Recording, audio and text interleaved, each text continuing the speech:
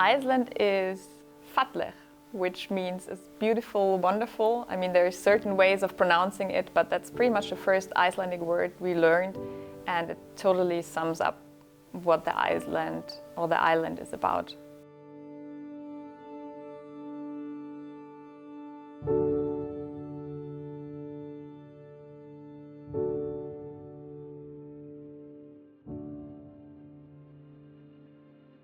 I'm Chrissy. My name is Rosella, Ross for everyone. My name is Michael. We crossed the island from the very eastern part, from Dalatangi Lighthouse, and went all the way to the western coast, to Ondverdarnes, and it was altogether like 800 kilometers and more than 9,000 elevation meters. Will everything work in a technical way? Will we have any problems with the bikes? Can I do it physically as well? So these were a lot of the doubts I had in mind before coming to Iceland. But fortunately, once I was sitting on my bike, all these doubts were gone. Starting out at Dalatangi Lighthouse was a really special feeling because you knew, okay, now it's time to start. We were a team, we were riding together, we were experiencing everything together. It was not just like reaching a peak, but it was more about the adventure of crossing an island like Iceland.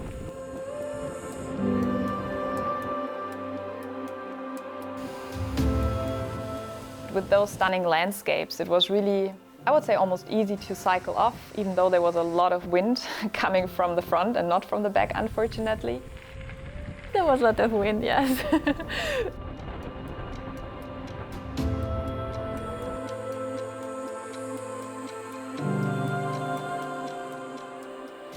We had a pretty tough and steep path with even more wind from the front. With the headwind, it becomes much more challenging, but I mean, in the end, we did it. Being like on top of that hill was already super rewarding, and we could, I think, all already feel, okay, this is going into the right direction, because we have made that hill. It's not that hard. I mean, it was hard, but it made us even more confident for the whole trip to come.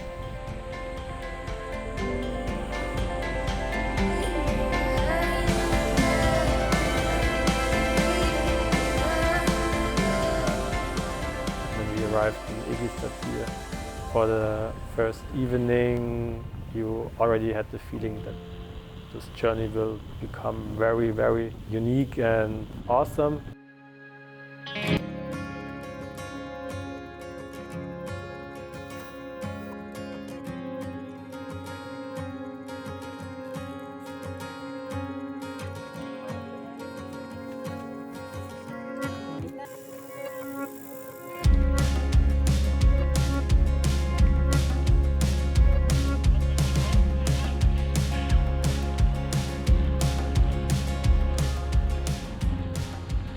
I really love to ride bicycle, especially in such environments, because I feel freedom, I feel like I can feel myself better connected to my body, to my soul, to nature, to everything that is around me. Traveling by bike is so intense because you can use all your senses. If you are on the bike, you hear the birds, for example, when they fly over you. You smell, especially in Iceland, sometimes those sulfuric pools.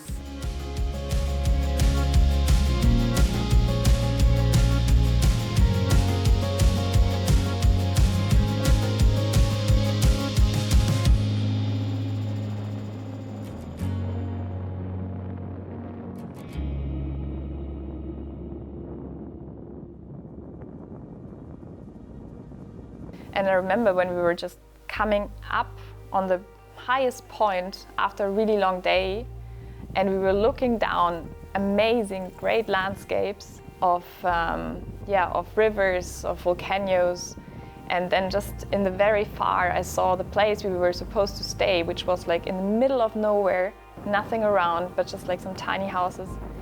Yeah, that was a really, really nice place, which still gives me goosebumps, like staying up there knowing it's just downhill from now on and just arriving at that place. The whole scenery in the light of the sunset was just breathtaking, and yeah, it was really amazing, and I definitely will be the moment I will remember for my lifetime probably.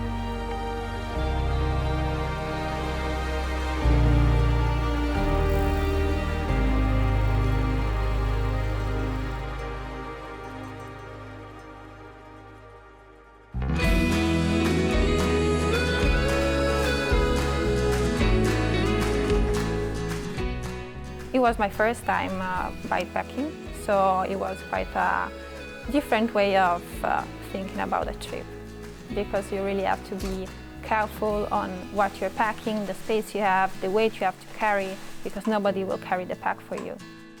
We pretty much had everything we needed to take. Of course, you can always take one shirt more or less, but I think overall we had all we needed. I just brought some thermal layers for very cold conditions and also some winter gloves, but fortunately we didn't need them. You don't need much to do that, and this is what kind of amazed me the most.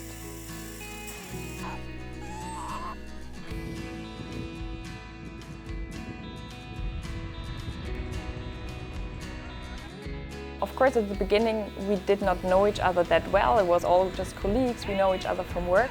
But I found it really amazing how over a trip you just get to know each other, you appreciate the time together. With a team of people, it's something completely different. You just have to focus on the moment, you have to experience challenges, you have to find solutions together, and you enjoy the moment better if you share it. Everyone motivated, no matter if it was in the rain or in sunshine, no matter on uphills and really big exhausts. We put all our strength into this team in a very good way.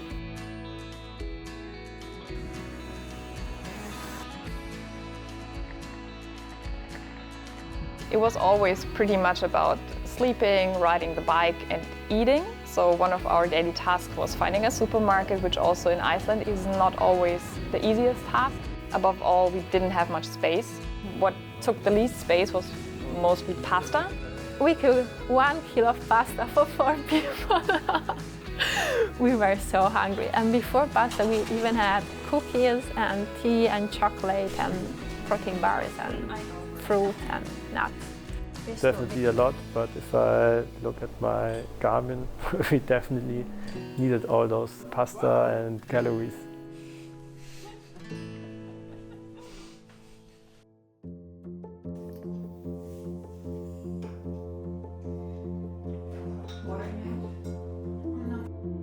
Like Öndverdarnes. Yes.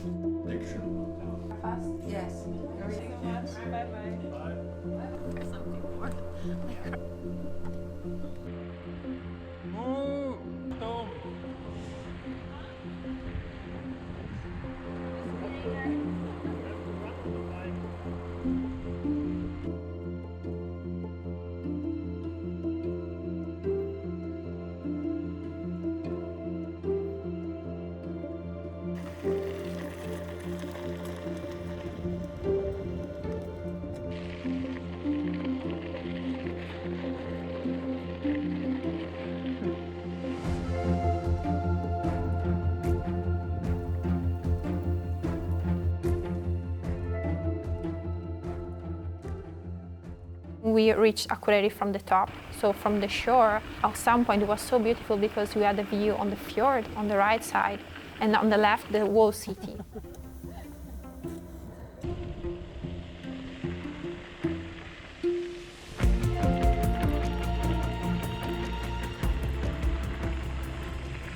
The Icelandic people are very welcome and heartful. Ingi, our guide in Akureyri, showed us the location, explained us a little bit about the city, about the community. It was very nice to be there with someone from the place of Akureyri.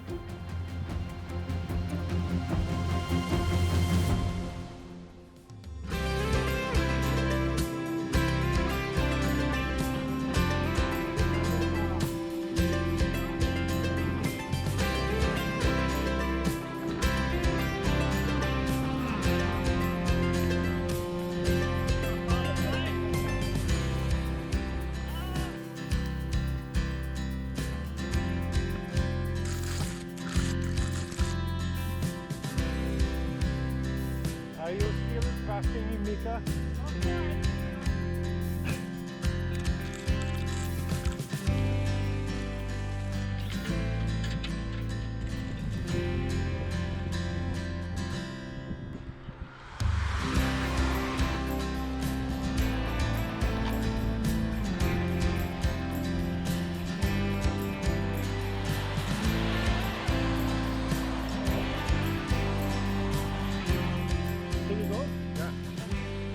Traffic on the small parts, we had to use the ring road, the main road in the north, where buses and other cars surpassed us very narrow. Other than that, I've enjoyed nearly every minute of this trip.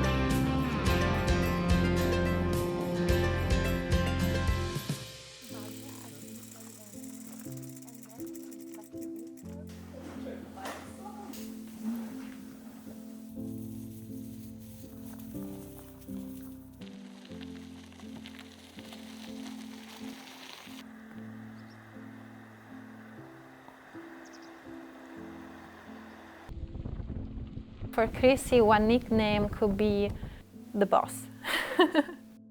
What?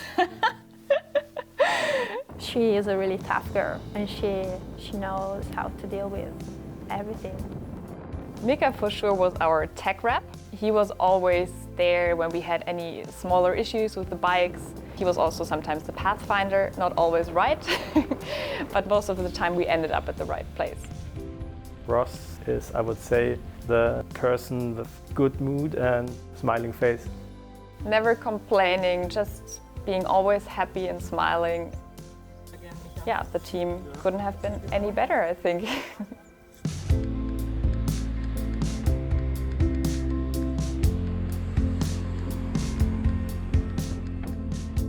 We reached this new farm. It was a very beautiful one in the middle of this greenish landscape.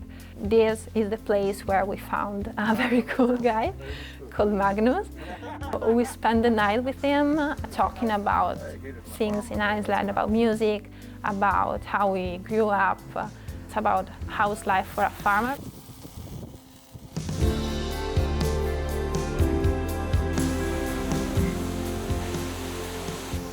Very unexpectedly turned out to be a really great singer who invited us to his own little bar, which is an old milk house, and he even gave us a private concert because he really liked singing, and that really amazed me.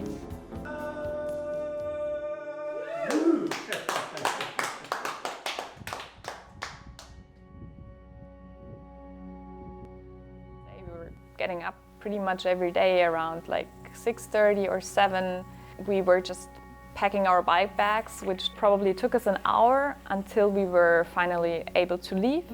And if we didn't have any breakfast on in the guest houses, we were just like mostly stopping at somewhere and getting some sandwiches or a coffee. And this kind of evolved into a daily routine. We left the main road completely. We went to a pass where nobody was there. It was raining, it was foggy, and it was just amazing. You ride and you really enjoy the moment.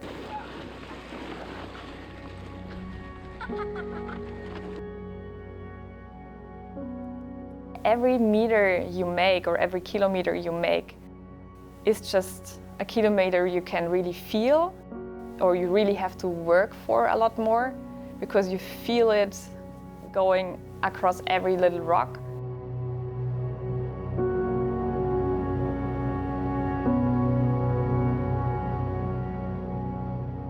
On a gravel road, it's a lot more effort, I think. and that's what I like.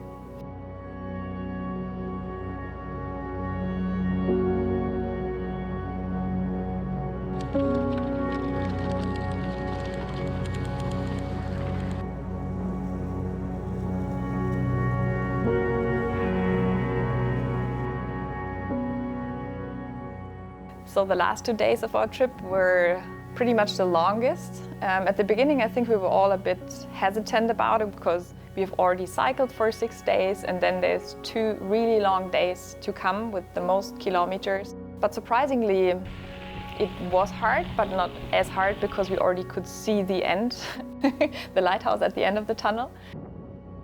We saw fishermen, we saw so much people just fishing around, and you see the true essence of Iceland. So it was not touristic anymore. It was proper Icelandic people just living their life.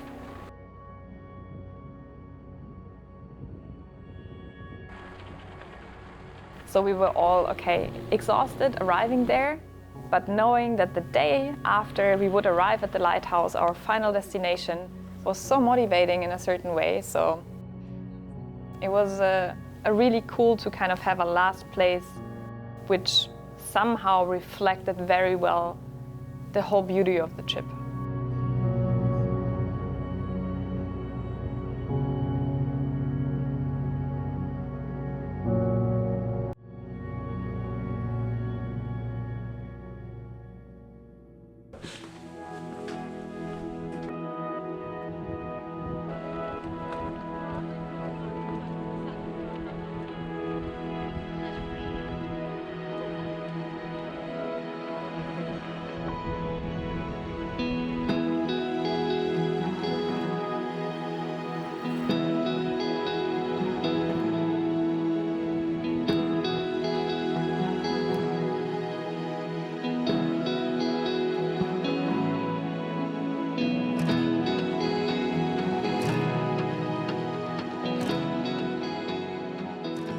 One day you could have been in, Fuerteventura, another day you could have been somewhere in New Zealand. Also on the last day, everything changed to a very maritime climate.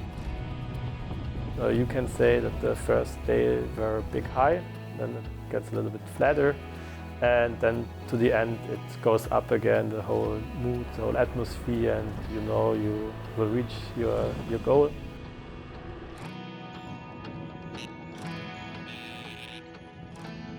Everything was just a challenge, it was new.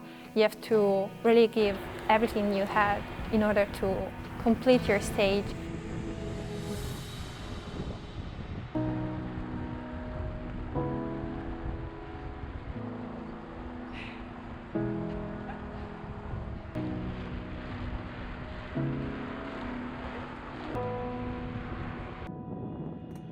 Eight days, constantly moving, and fully human-powered, crossing a whole island by myself. So this was kind of like a next level for my bike packing and overall biking experience.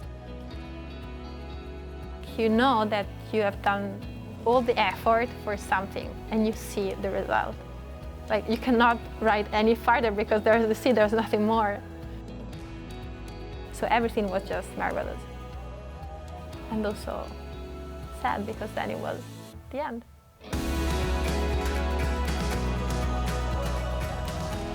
I hope a lot of people take this project, seeing this also as an inspiration for themselves to just go out there and no matter which level they start out with, to push themselves to somehow move their boundaries and to be an athlete by themselves as well.